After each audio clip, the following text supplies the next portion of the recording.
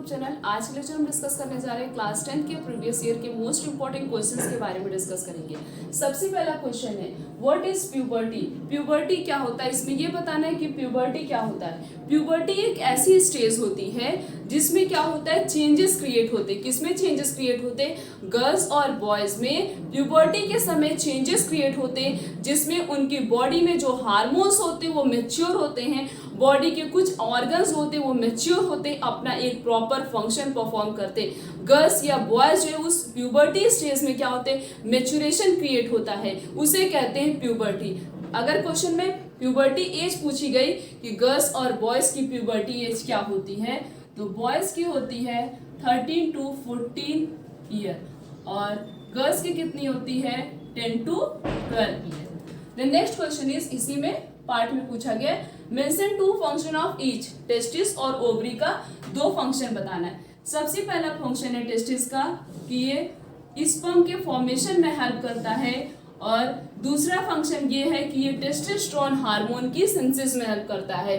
कौन? टेस्टिस। सबसे पहला फंक्शन ये है कि टेस्टिस जो है स्पर्म के फॉर्मेशन में या बोले स्पर्म के प्रोडक्शन में हेल्प करता है। दूसरा फंक्शन ये है कि ये टेस्टोस्टेरोन हार्मोन की सिंथेसिस में हेल्प करता है। नेक्स्ट ओवरी का फंक्शन क्या है? ओवरी ओवम के सिक्रीशन में हेल्प करती है और एस्ट्रोजन हार्मोन और next is progesterone hormone. Oestrogen hormone और प्रोजेस्टेरोन हार्मोन की सिंथेसिस में कौन हेल्प करता है? ओवरी हेल्प करती है। The next question is what is gestation period. Gestation period क्या होता है? गेस्टेशन पीरियड एक ऐसी स्टेज होती है जिसमें डेवलपमेंट होता है किसका? एम्ब्रियो का। मींस जैसे फर्टिलाइजेशन हुआ, फर्टिलाइजेशन से लेकर जब तक बेबी का डेवलपमेंट हो रहा है, इसी के बीच के पीरियड को बोलते हैं गेस्टेशन पीरियड। ऐसे भी हम बोल सकते हैं this is a period in which development of embryo. Means एक ऐसा पीरियड होता है जिसमें एम्ब्रियो का डेवलपमेंट होता है। मीन्स एम्ब्रियो जब तक फीटस में ना चेंज हो जाए, इन्हीं दोनों के बीच के गैप के पीरियड को बोलते हैं gestation period. The next question is what is fertilization. Fertilization क्या होता है? फर्टिलाइजेशन कितने टाइप्स के होते हैं? फर्टिलाइजेशन का मतलब होता है fusion of male and female gamete is known as fertilization. जब मेल गैमेट और फीमेल गैमेट दोनों आपस में फ्यूज करते हैं उसे कहते हैं fertilization. Fertilization are two type. कौन कौन सा? एक होता है इंटरनल, दूसरा होता है एक्सटर्नल। इंटरनल नाम से पता चल रहा है जब बॉडी के इनसाइड फर्टिलाइजेशन होगा, बॉडी के अंदर मींस बेबी का डेवलपमेंट मदर की बॉडी पे हो रहा, मदर की बॉडी के अंदर हो रहा है, उसे कहते हैं इंटरनल फर्टिलाइजेशन। और एक्सटर्नल फर्टिलाइजेशन क्या होता है? जब बेबी का डेवलपमेंट बाहर होता है, मींस बाहर हो रहा है, मदर की बॉडी में नहीं हो रहा, उसे कहते हैं एक्सटर्नल फर्टिलाइजेशन। बॉडी के अंदर development is known as internal fertilization, body के बाहर development is known as external fertilization. Example भी हम लिख सकते हैं इंटरनल फर्टिलाइजेशन का, जैसे ह्यूमन बीइंग एंड बर्ड्स, और एक्सटर्नल का frog, toad, fishes etcetera. The next question is what is pollination. Pollination क्या होता है? Which type of pollination is very best technique. सब मतलब ये बताना है कि पॉलिनेशन क्या होता है और पॉलिनेशन के दो टाइप्स होते हैं और उन दोनों में से सबसे बेस्ट टेक्निक क्या होता है। पॉलिनेशन का मतलब होता है transmission of pollen from stamen to anther. Means pollen का ट्रांसफर होना किससे? स्टेमन से एंथर तक, उसे कहते हैं पॉलिनेशन। पॉलिनेशन टू टाइप्स के होते हैं, एक होता है सेल्फ पॉलिनेशन और एक होता है cross pollination. Self pollination, self pollination का मतलब होता है जब पॉलिनेशन सेम प्लांट में होगा उसे कहते हैं सेल्फ पॉलिनेशन। जब पॉलिनेशन डिफरेंट प्लांट्स में होगा उसे कहते हैं क्रॉस पॉलिनेशन। अब सबसे बेस्ट टेक्निक कौन सा है? पॉलिनेशन मतलब सबसे बेस्ट पॉलिनेशन कौन सा है? सबसे बेस्ट पॉलिनेशन है क्रॉस पॉलिनेशन। अब पूछा है क्यों क्रॉस पॉलिनेशन क्यों बेस्ट है? क्रॉस पॉलिनेशन इसलिए बेस्ट है क्योंकि उसमें दो अलग अलग प्लांट क्या करते हैं, दो अलग अलग प्लांट से जो है पॉलन का ट्रांसमिशन होता है। मीन्स जैसे सनफ्लावर से पॉलन आया, किस पे आया? रोज पे आया। तो सनफ्लावर से पॉलन आ रहा है, किस पे आ रहा है? रोज पे आ रहा है। तो वहां पे क्या होगा? वहां पे वेरिएशन क्रिएट होगा। मीन्स जो नई स्पीसीज बनेगी वो क्या होगी? अलग होगी और स्पीसीज के कंपैरिजन में वो स्पीसीज क्या होगी, डिफरेंट होगी। तो वेरिएशन क्रिएट हो रहा है, वेरिएशन क्या करेगा, इवोल्यूशन क्रिएट करेगा। वेरिएशन जो क्रिएट करेगा वही तो पॉलिनेशन सबसे बेस्ट है। तो सेल्फ पॉलिनेशन बेस्ट नहीं होता है, क्रॉस पॉलिनेशन सबसे बेस्ट टेक्निक होती। क्यों होती, क्योंकि उसमें डिफरेंट डिफरेंट प्लांट से पॉलिन का ट्रांसमिशन होता है। Next question is why menstruation will take place. Menstruation क्यों होता है? मेंस्ट्रुएशन इसलिए होता है, मीन्स हर मंथ में एक ओवम सिक्रीट होता है। यही ओवम जब फर्टिलाइज्ड नहीं होता है, मीन्स ओवम बोले या हम एग बोले, जो एक सिक्रीट हो रहा है फर्टिलाइज्ड नहीं होता है, तभी मेंस्ट्रुएशन होता है। अगर ये ओवम जो सिक्रीट हो रहा है ये फर्टिलाइज्ड हो गया तब मेंस्ट्रुएशन नहीं होता।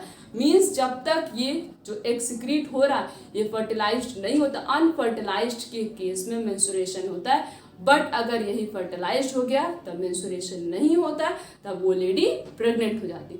बट अगर पूछा गया व्हाट इज मेंस्ट्रुएशन, मेंस्ट्रुएशन क्या होता है? मेंस्ट्रुएशन का मतलब होता है break down of inner lining of the uterus, that is endometrium. Means uterus की जो इंडोमेट्रियम वॉल होती है, जब वो ब्रेक डाउन होती है, टूटती है और ब्लीडिंग होती है, किससे, वजाइना से, this process is known as menstruation. इसे क्या बोलते हैं, इसे कहते हैं मेंस्ट्रुएशन। और भी इस चैप्टर से बहुत सारे क्वेश्चंस बन सकते हैं, जैसे बन सकता है कि व्हाट इज कॉन्ट्रासेप्शन। कॉन्ट्रासेप्शन क्या होता है? कॉन्ट्रासेप्शन एक ऐसी टेक्निक होती है जिस टेक्निक का यूज करके उस लेडी को बचा सकते हैं to prevent the pregnancy. Pregnant होने से उस लेडी को बचा सकते, उसे कहते हैं कॉन्ट्रासेप्शन। अब जितने भी कॉन्ट्रासेप्टिव मेथड होते हैं जैसे बैरियर, केमिकल, सर्जिकल, इन सबको एक्सप्लेन करने को दे दिया जा सकता है। और पूछा जा सकता है कि कौन से सेक्सुअल ट्रांसमिटेड डिजीज होती है, तो बैक्टीरिया से होती है, that is syphilis and gonorrhoea. और ये भी पूछा है कौन सी सेक्सुअल ट्रांसमिटेड डिजीज होती है, जो वायरस से होती हैं। कौन सा होता है, एड्स किससे होता है, वायरस से होता है। और एक नंबर के क्वेश्चन में ये भी पूछा जा सकता है कि ऐसा कौन सा कॉन्ट्रासेप्टिव मेथड है जो मेल के लिए अवेलेबल नहीं होता है, that is chemical. Chemical method सिर्फ और सिर्फ फीमेल के लिए अवेलेबल होता है, मेल के लिए अवेलेबल नहीं होता है।